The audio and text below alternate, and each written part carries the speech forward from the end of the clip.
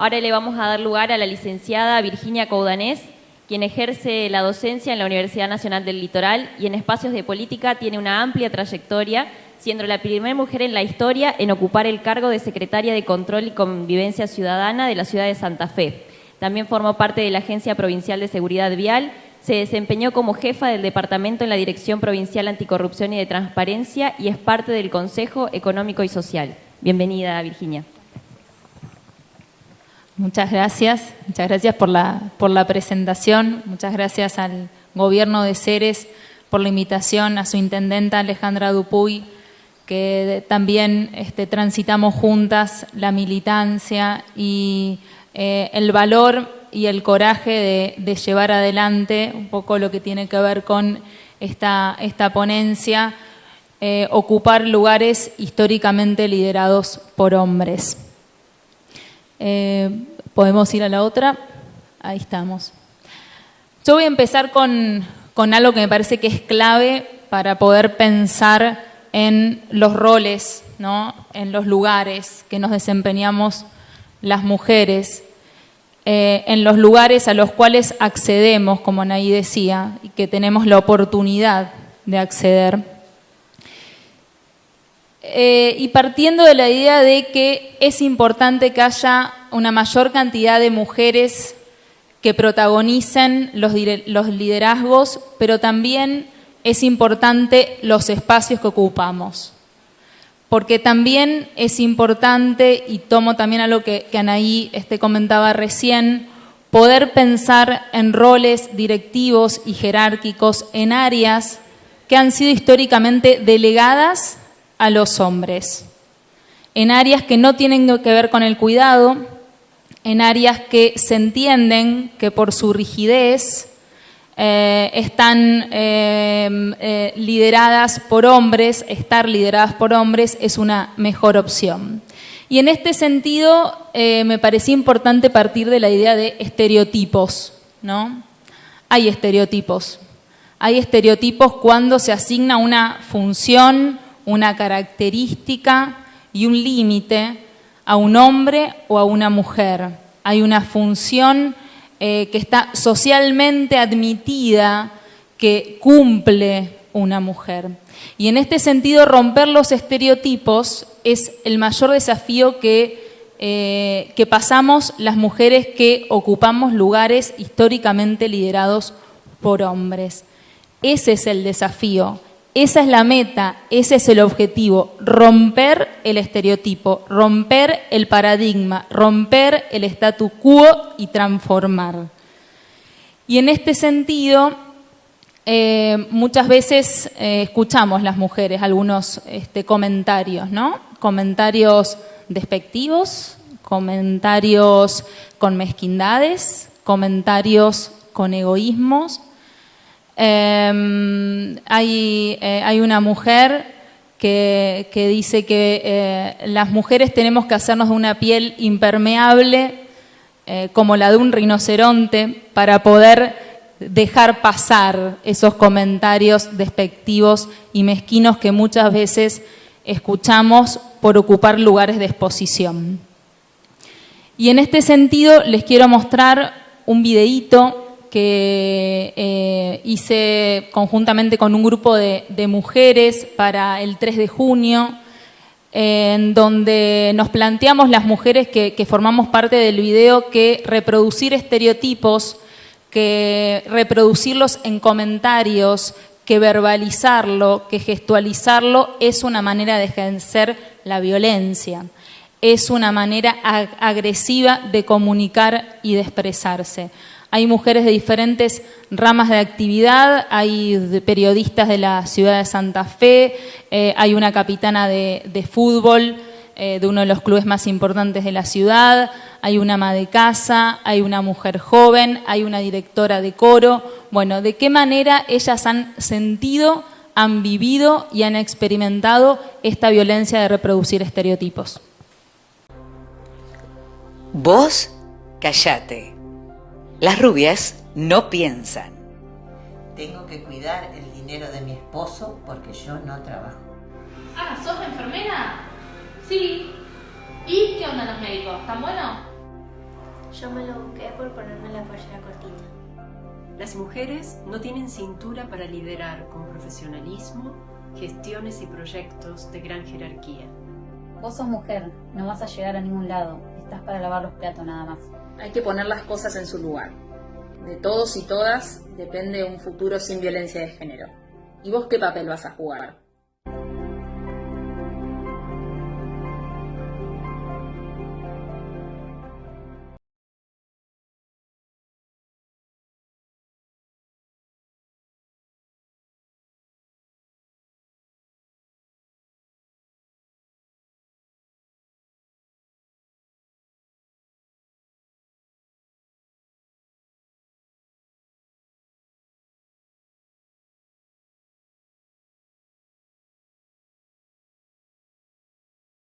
En realidad lo que comentan las mujeres es la reproducción justamente de estereotipos por diferentes cuestiones, por lo estético, por lo etario, por la situación de la dependencia económica, por la ropa que usamos, por cómo nos vemos, por de qué manera nos movemos, porque la dirección de un coro y la dirección de las orquestas, como Virginia siempre me dice, son espacios masculinizados, donde no se legitima que una mujer lidere o dirija una orquesta o un coro.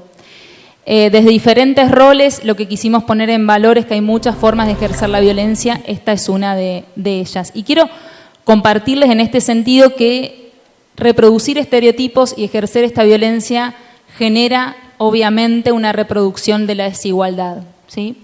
Entendiendo a la igualdad como ese horizonte al que todos y todas queremos llegar o aspiramos para poder desarrollarnos de la mejor manera posible. Y les quiero comentar algunas cuestiones y experiencias que me han pasado a mí. Si quieren volver a la pantalla de ahí. Y que tienen que ver sobre todo con mi experiencia en la Secretaría de Control, bien lo decían recién, un lugar históricamente ocupado por hombres. Nunca hubo una Secretaría de Control en la ciudad de Santa Fe hasta que apareció esta señora rubia, donde por supuesto, y en esta reproducción de estereotipos, y a lo que Silvina también lo dice en el video, vos sos rubia, no pensás, ¿no? Vos sos rubia. Digo, es importante, ¿no? Esto, porque he escuchado muchísimas cosas y Anaí me incentivó que las cuente también, porque me dijo, bueno, son experiencias personales que está bueno compartir y me parece que este es el espacio. Me han dicho muchas cosas, desde que baje el perfil en los medios, porque tenía muchísimo protagonismo mediático. Me tocó la pandemia, una situación inesperada para todos y para todas, y sobre todo en un área de gestión como la de control, que teníamos que controlar todas las medidas y las restricciones que venían bajadas de nación y desde la provincia. Generalmente muy rápidamente había que interpretar las normativas y ponerlas en ejecución. Bueno, Ale lo sabe. Y desde control era el día a día, era un día hacer los operativos y controlar los pases sanitarios, otro día era controlar, por supuesto, la nocturnidad incesantemente, otro día era que los inspectores estén controlando los precios en los supermercados, cuando nos decía uno de los inspectores desde la década del 80 que no lo hacemos, ¿no? Entonces, digo, todo eso se realizó en un contexto distinto, que no me imaginaba, que ninguno de nosotros nos imaginábamos, pero en un área que tenía que garantizar el orden y que tenía que garantizar que se cumplan las medidas de la manera en que el Gobierno nacional y provincial, conjuntamente con el gabinete de expertos, por supuesto, lo habían delineado.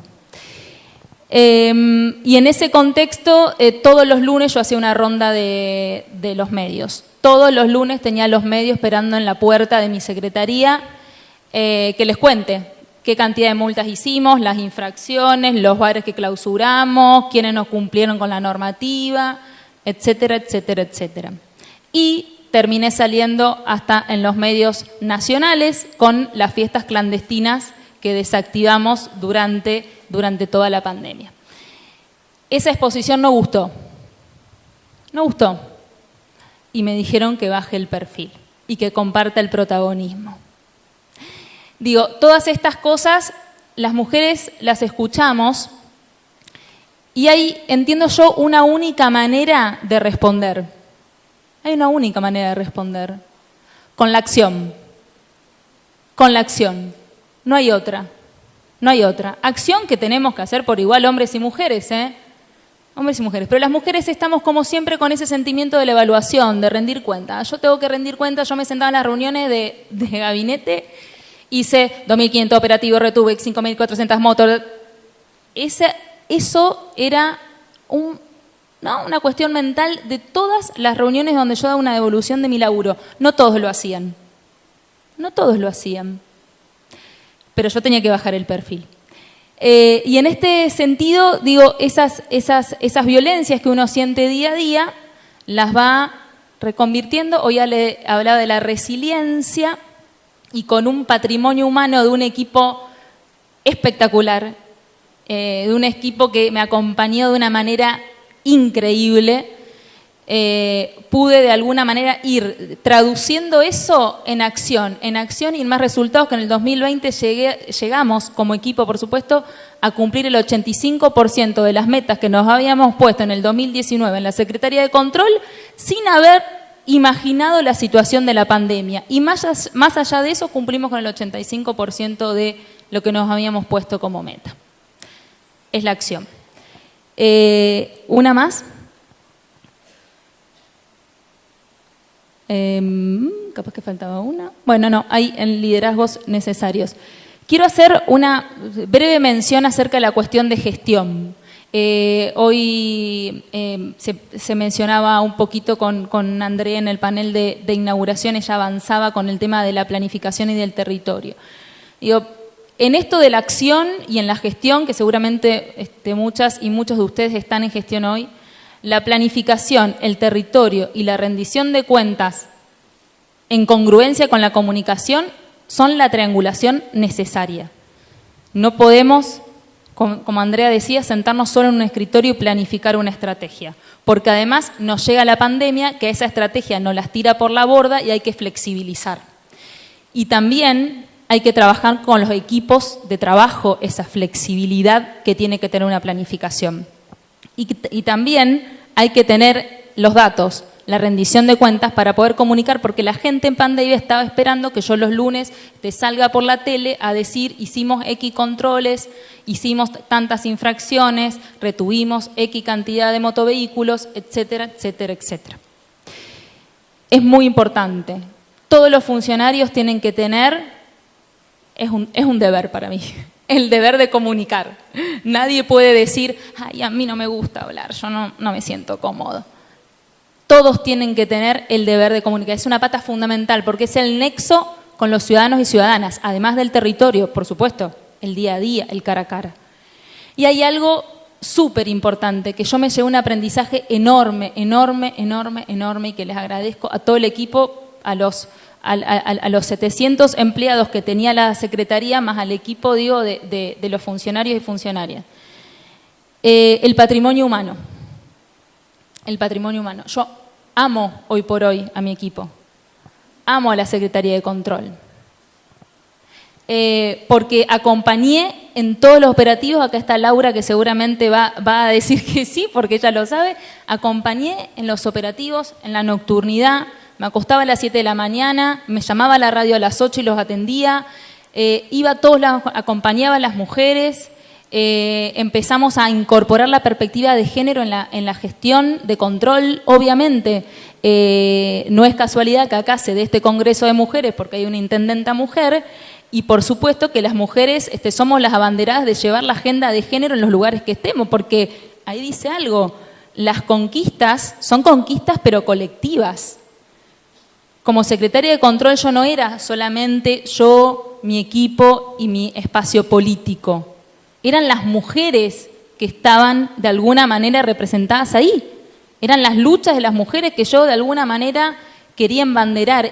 Y empezamos a generar algunos cambios, muchos incomodan, porque los cambios incomodan en general. Digo, los cambios, si bien son oportunidades, es difícil el contagio de que los cambios son oportunidades, ¿no? Entonces, bueno, era una mujer que se les paraba en los operativos en la Ruta 1 con los inspectores. Era una mujer que iba al corralón a ver lo que estaba retenido. Era una mujer que salía con los de controles especiales, expendio de bebidas alcohólicas hasta las 7 de la mañana y tenía que ir a declarar una comisaría porque había una fiesta clandestina de 1.500 personas. Y eso fue un cambio. Eso fue un cambio. Pero me parece que en este sentido, el empezar a tener gestualidades específicas ligadas a la perspectiva de género en la Secretaría fue la mayor transformación. Desde que una motorizada mujer sea la que guíe la caravana del 25N, que me parecía algo natural, digamos, ¿no? Una mujer que se incorpora en la caravana con su función como motorizada, nunca se había hecho. Desde capacitaciones de género a las guardias de seguridad institucional, porque en situaciones de pandemia hubo muchísimas situaciones en las cuales la guardia de seguridad en los espacios públicos tuvieron que atender, por tanto tenían que tener las herramientas y al momento no tenían las herramientas cuando llegamos a la gestión. Desde los 50 años de las Naranjitas, yo no sé si las conocen a las Naranjitas en la ciudad de Santa Fe, pero son las que dirigen el tránsito en las esquinas. Hacía 50 años que se había formado esa institución, porque es una institución, y tuvimos un recorrido de encuentros, un recorrido de reconocimientos, un recorrido de hasta una exposición en el hall de la municipalidad con el trabajo de estas mujeres que hace 50 años que están empoderadas en las calles, porque no es fácil el trabajo de inspección, no es fácil el trabajo de estar plantada en la calle durante tantas horas. Hasta mi objetivo, que bueno, quedó ahí porque por mi candidatura renuncié en julio del año pasado, de formar una red de mujeres en áreas de control. Porque justo también, y fue algo muy bueno, la secretaria de control de Venado Tuerto es mujer, la secretaria de control en Rosario es mujer, entonces empezamos también a hacer un entramado de videollamadas y Zooms, un poco trasladando nuestras experiencias e intercambiando experiencias desde nuestro lugar. Me estoy olvidando seguramente un montón de otras cosas sobre las mujeres que le quería contar como iniciativas, pero si quieren me las pregunta y después yo las refresco. Y por último, voy a ir cerrando, me estoy olvidando de algunas cosas, pero la cuestión de los liderazgos, digo, hoy nos une el repensar los liderazgos. Y en esto soy bastante tajante. Los votos no son sinónimo de liderazgo. Y esto es así, porque hay muchas que piensan que por un caudal de votos X que han sacado en una elección, por ejemplo, tienen, ¿no?, el rol de líder. Los líderes se construyen. Los líderes se construyen. Por supuesto, hay personas que tienen más cualidades o habilidades ligadas a conducir equipos, por ejemplo, ligadas a ese rol, pero se construye. Y se construye con el equipo, no se construye solo. No se construye solo. Porque, y yo lo vi y lo siento personal, porque el día que renuncié, el 23 de julio del 2021, de la Secretaría de Control, y salí por la puertita de la MUNI, estaban los inspectores y la GCI con un ramo de rosas, que bueno, por ahí yo con los ramos de rosas soy media, pero está bien, digo, con un presente y con un abrazo. Y eso es poder cerrar un círculo en donde nos forjamos como líderes en un equipo, conducimos el equipo y dejamos ser al equipo. No le decimos si le estamos atrás de todo, lo dejamos ser y tener autonomía al equipo. Y que cada uno, si tiene un éxito, ¿no?, si tiene un resultado que es positivo, es también un resultado, un éxito del equipo, no de uno. Entonces, todo eso se construye con el día a día, con el trabajo, con la prepotencia del trabajo, como dice Ale, y con la acción, y con conducir, y con afianzar los lazos, porque el patrimonio humano de los equipos es lo más importante. Nunca hay que descuidarlo. Y lo último que voy a contar es la última anécdota para cerrar, que se la conté a Anaí hace un par de días. La verdad que no la había contado mucho. Un día, hacía unos meses que había asumido y me dijeron, bueno, pero si vos antes de entrar a la Secretaría de Control lo único que sabías de control era el control remoto. ¿No? Por supuesto un hombre me lo dijo. Entonces yo soy muy de responder, soy muy directa, soy muy frontal, por supuesto siempre con fundamentos. No hay contestación que valga.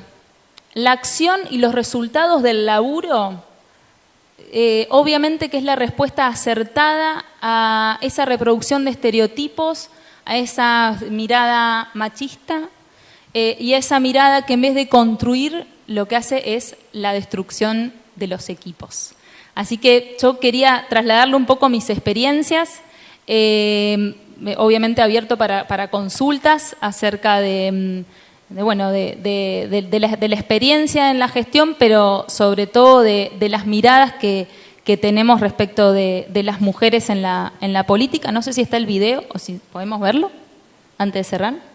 Y hay una frase que no me la quiero olvidar, se los voy a decir después del video. Vos, callate. Las rubias no piensan.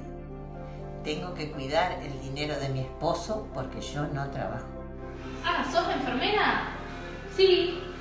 ¿Y qué onda los médicos? ¿Están buenos? Yo me lo busqué por ponerme la pollera cortita.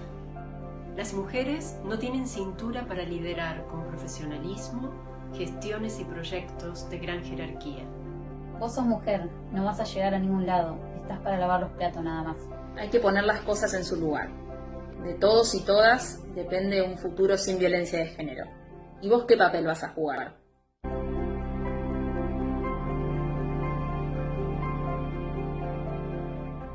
Las rubias no piensan. Les agradezco a la distancia a las mujeres que formaron parte del video de manera totalmente amigable, generosa y desinteresada. Y lo último es una frase de Florentina, una referente radical. Soy militante radical hace muchos años, de los 18 años, muy conocida, pero me parece que está bueno para cerrar el día de hoy. Si una mujer entra a la política, la que cambia es la mujer. Si muchas mujeres entran a la política, la que cambia es la política. Muchas gracias.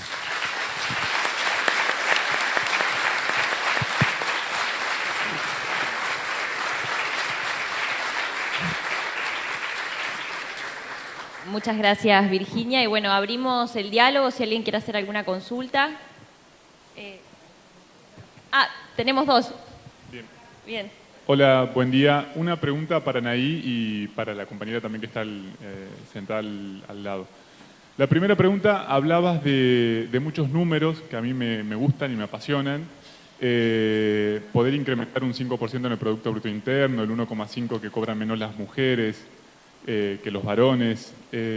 Vos, ¿cómo pensás o cómo creés, si bien ya hay un cambio que se ve y que es notable, cómo creés que se puede dinamizar ese cambio y que las mujeres puedan tener el protagonismo y ya no hablar más de estas diferencias y que cada uno pueda mostrarse o desempeñarse laboralmente y tener los mismos recibos de sueldo, si se quiere, tanto hombres como mujeres, independientemente de su género y si no por su capacidad? ¿Qué crees que falta, que nos falta como sociedad para que eso suceda? Hola, Virginia es Virginia.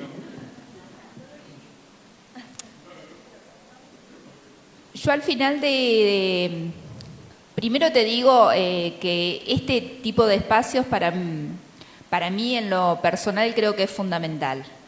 El tema de la reflexión, porque a veces hay muchas cuestiones que parecen dadas, sin embargo, cuando uno los pone en números, se puede percibir la crudeza de esos números. Por eso me parecía interesante, por ejemplo, analizar, porque pareciera que todas las mujeres podemos participar de política y tenemos las mismas oportunidades. Mentira. Y en el interior del país y en el interior de nuestra provincia aún es más mentira. Yo le voy a dar uno de los argumentos que se daban de algunos legisladores cuando nosotros discutíamos el tema de la ley de paridad, que yo les decía anteriormente que en nuestra provincia se aprueba en el 2020, a nivel nacional se aprueba en el 2017 y nosotros ya teníamos un proyecto en el 2002. Pasaron 18 años. Y no es que las mujeres se habían dedicado e incorporado a la política a partir del 2017 o 2020. El movimiento de mujeres siempre fue a la par que los hombres en la política y en todos los ámbitos. Entonces digo, este tipo de instancias, este tipo de espacios que nos permite reflexionar, nos da la posibilidad de construir agendas donde podamos visibilizar cuál es el estado de situación de las mujeres en la política, por ejemplo, que es este panel, el estado de situación de las disidencias, que también es una situación muy marginal hoy la participación, inclusive aún más marginal que la participación de las mujeres. Y a partir de esa construcción de agendas, y yo celebro, la verdad, que varones hoy estén escuchándonos y participando y activamente tengan la iniciativa de participar, inclusive querer aprender, porque nosotras también tuvimos que aprender y seguimos aprendiendo, porque nosotros también somos parte de un sistema patriarcal. Las mujeres también lo somos, entonces digo, esta es lo importante. Y obviamente también reconocer, por eso me parecía interesante hacer un reconto de la legislación, que solo lo institucionalizado no alcanza para garantizar la igualdad real. No alcanza, porque ustedes habrán visto en el recorrido de todos estos años cuánta legislación hemos tenido, que está bien que así sea, digo, pero fueron los movimientos feministas, los movimientos de mujeres, los movimientos de disidencias que lograron esto, pero eso no alcanza, porque la igualdad real todavía no la tenemos. Entonces, sigamos construyendo entre nosotros estos espacios para poder poner en agenda esto que aún nos sigue faltando.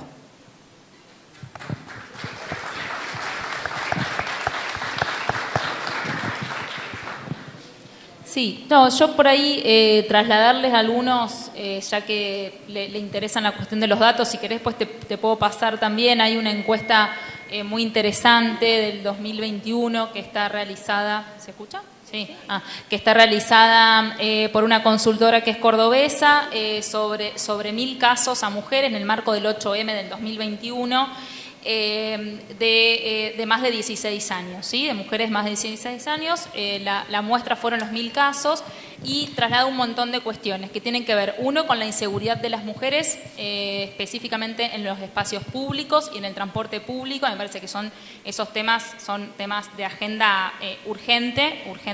En los recorridos, digamos, yo una vez tuve la oportunidad de hacer una experiencia metodológica pensando de qué manera me sentía desde el momento que salí de mi casa hasta que volvía, en términos de la inseguridad que sentía en el recorrido habitual que realizaba, ¿no? Un poco la encuesta refleja que las mujeres sienten un alto nivel de inseguridad en los espacios públicos, en la vía pública y en sus recorridos habituales. Y después todo lo que tiene que ver con las percepciones. Digo, hay muchísimas cuestiones y consignas en la encuesta muy interesantes acerca de qué es lo que perciben acerca de su preferencia, de si un varón o una mujer podría ser quien sacara a la sociedad de una situación de crisis o emergencia sanitaria o crisis en seguridad, etcétera, etcétera, etcétera. Es muy interesante, después te lo paso si querés porque la tengo acá. Y me parece que también todo lo que tiene que ver con datos y con información es súper positivo. Nosotros en Control formamos un observatorio de convivencia ciudadana, fue la primera vez que se empezó a trabajar con datos en Control, específicamente en el área de control, donde también sumamos la perspectiva de género en esos datos de acuerdo a la planificación que habíamos realizado. Y esas áreas siempre son importantes porque es una usina de información que te permite desde el diseño de la política hasta después la comunicación. Bueno, buenos días a todos. Yo voy a dar algo positivo que pasó por allá en el año 1934 en mi localidad Soldini, provincia de Santa Fe, donde hubo la primera mujer de la República Argentina como presidenta comunal, dado al decreto o lo que había en ese momento, digamos, en la Constitución de 1921 en la provincia de Santa Fe, se pudo votar. Y se votó a una mujer con un partido independiente y me siento orgullosa porque fue la madrina de casamiento de mis padres. Así que reivindico a todas las mujeres, pero Julieta Lavalle de Ginocchio fue la primera presidenta comunal en el 34 en la República Argentina. Entonces, eso lo quería también aclarar. Y lo otro que quería decir es, Virginia, el día que ese señor que te dijo, porque le voy a decir señor, te dijo que lo único que conocías era el control remoto, cuando te fuiste y te dieron el ramo de flores, ¿no le devolviste el control remoto a ese señor? Porque hubiese sido bueno eso también, ¿no es cierto? Y lo otro que te quería decir, que estuve prestando mucha atención y es real lo que vos decís, que los líderes se forman, a veces nacen, muy por allá, pero nacen líderes. Pero los líderes se forman de una manera, construyendo en equipo como vos dijiste. Eso lo tenemos que decir en cada lugar que nos encontremos. Y lo bueno sería de que haya muchos hombres acá, porque hay muchos hombres que se creen líderes y no lo son. Por ese simple motivo, de que solamente trabajan con su ego, sin hacer partícipe al resto del grupo. Entonces, bueno, eso eran las puntuaciones de lo que estuve escuchando, así que agradecida de las dos exponentes que tenemos, tenemos mucho por andar, ustedes tienen un camino largo y ojalá que puedan lograr todos sus objetivos. Muchas gracias.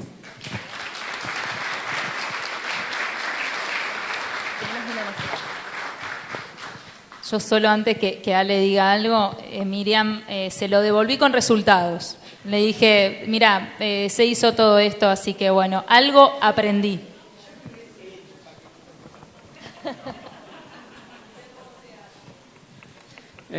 No, mi pregunta tiene que ver con lo que decía la compañera recién, porque ella hablaba de que en Santa Fe a partir del 2020 tuvimos lo que es la ley de paridad. Ley de paridad que no contempló la ley de identidad de género, y cuando hablamos de lo que no se nombra, no existe o no se visibiliza más que nada en la parte legal, porque en la tarde va a ser lo más bueno, porque yo voy a hablar de todas las leyes que hemos conquistado, pero bueno, ¿qué pasó ahí? Y cuando vos te pones a analizar y hablas en el contexto que hablas, tenemos una Cámara de Senadores que me permitan los señores, donde son 18 senadores y una sola mujer tomando decisiones. O sea, ¿qué consejo o qué nos dirías para mejorar? Porque yo creo que así como se modificó, si bien la ley cuando se modificó la ley la provincia de Santa Fe en el artículo primero, cuando fue la ley de violencia de género, si bien la matriz era la nacional, pero la provincia podía modificar, en el texto de la ley empezaron a aparecer las mujeres trans, que antes no aparecía la definición de mujeres trans, y eso le da una plusvalía y otra manera de la no discriminación.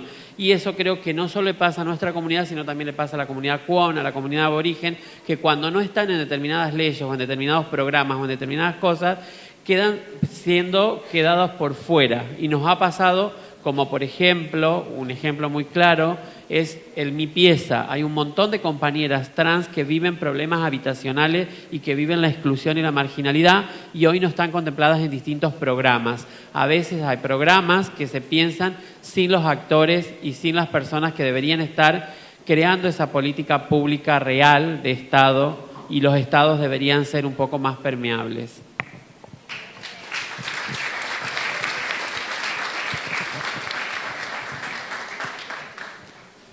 Yo en realidad no te puedo contestar todo eso, voy a hacer una reflexión respecto a lo que vos decías, porque no tengo todas esas respuestas, sí tengo algunas intuiciones en relación a algunas cuestiones.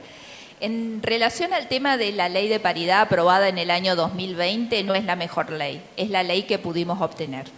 Eso quiero también decirlo, porque hubo un montón de cuestiones que quedaron afuera y que lamentablemente el colectivo feminista, inclusive el colectivo de disidencias, también estaba presentado y quedaron afuera, y fue lo que pudimos alcanzar con la negociación en ese momento. Inclusive la Cámara de Senadores para el tema electivo también quedaba fuera. Con respecto a vos, lo que mencionabas anteriormente de algunas políticas públicas, o la mayoría de ellas, sobre todo a los colectivos más vulnerados, y en eso también voy a incluir al tema de las personas con discapacidad, que me parece que es fundamental en ese sentido, porque no todos tenemos las mismas oportunidades, ¿no? Y algunas personas lamentablemente son personas con discapacidad por no tener las mismas oportunidades. Durante los 2 últimos años hemos tenido un gran retroceso. Y quizás Andrea, sobre todo en lo que es políticas políticas públicas en salud, ella hacía mención muy por arriba porque era más políticamente correcta, pero lo que quiero decir es que justamente y sobre todo en lo que es reconocimiento de derechos se ha tenido un gran retroceso. Lo que puedo decir es que en este momento es necesario, justamente por eso vuelvo a saludar este tipo de instancia, porque tenemos que poner de manifiesto públicamente cuáles son esos retrocesos y cuáles son las necesidades de seguir avanzando, porque si no se dice pareciera que no está. Y es la necesidad de la fortaleza del colectivo y de discutirlo lo que nos va a dar la posibilidad de volver a construir esa agenda que nos costó durante tantos años poder llevarla a cabo e institucionalizarla a través de políticas reales públicas y que se han perdido durante estos 2 últimos años. Entonces, celebro que sigamos discutiendo, pero que digamos las cosas tal cual están ocurriendo. Por eso también me parece importante que vos hoy estés presente y que luego estés en un panel para poder contarnos estas situaciones.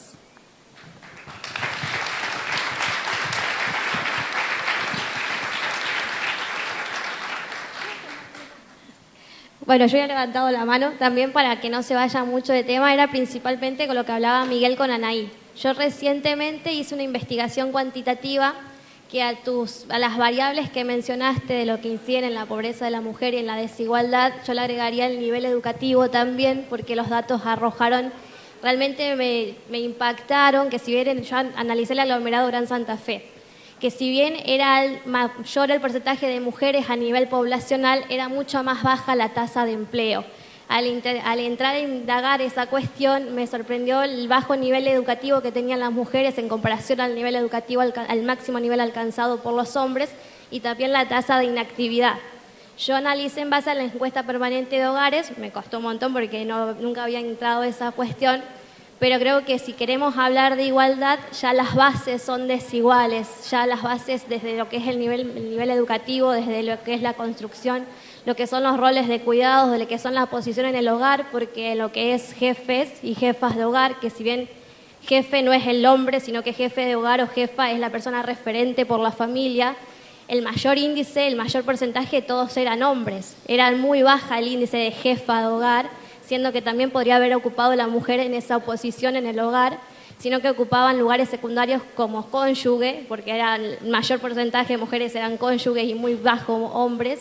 Entonces, si para lograr esa igualdad, creo que tenemos que volver a las bases de lo que es la educación, de lo que es también reforzar lo que es políticas, en lo que es el cuidado, porque la tasa de inactividad, el mayor porcentaje arrojó que todas se educaban a roles de cuidados o tareas domésticas que no están remuneradas o que no están reconocidas en lo que es el mercado formal. Entonces, este espacio y los distintos espacios y lo que se puede transmitir a partir de acá nos genera una gran esperanza y una gran lucha que tenemos que seguir conquistando en materia de equidad a partir de la educación también. Eso nomás quería decir.